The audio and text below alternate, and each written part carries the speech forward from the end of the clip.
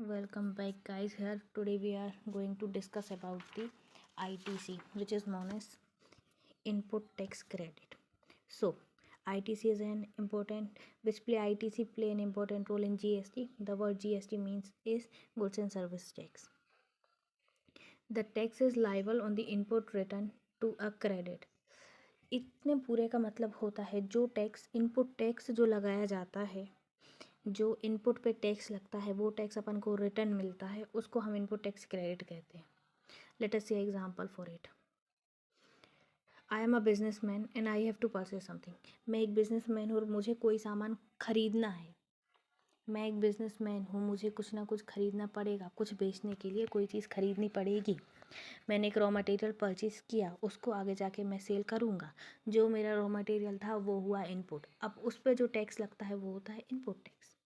जैसे कि हमने कोई इनपुट परचेज़ किया, उसको हमने उस पर अलग अलग सामान लगा के उसको एक चीज़ बनाई. उसकी जो प्रोडक्ट को हम सेल करेंगे वो होगा आउटपुट.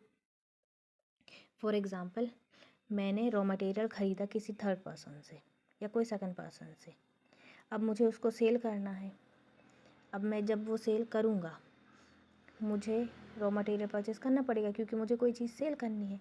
मैं उसको कुछ बनाऊँगा उस प्रोडक्ट का.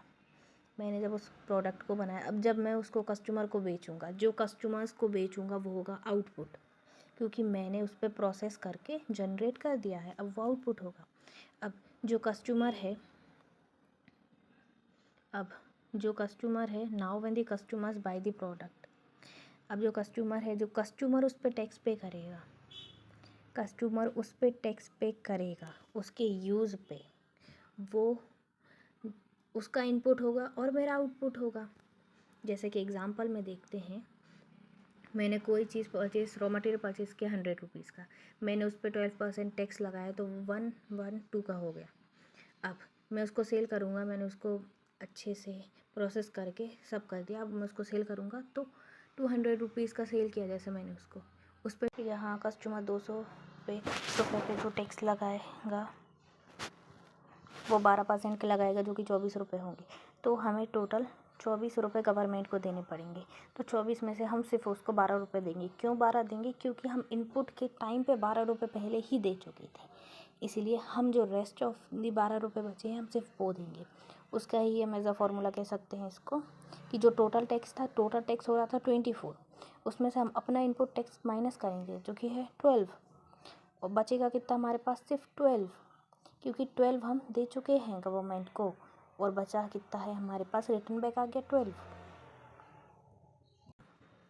अब एलिजिबिलिटी या फिर बेनिफिट्स क्या होते हैं? ये कौन कौन पर्सन्स को इसके फ़ायदे मिल सकते हैं?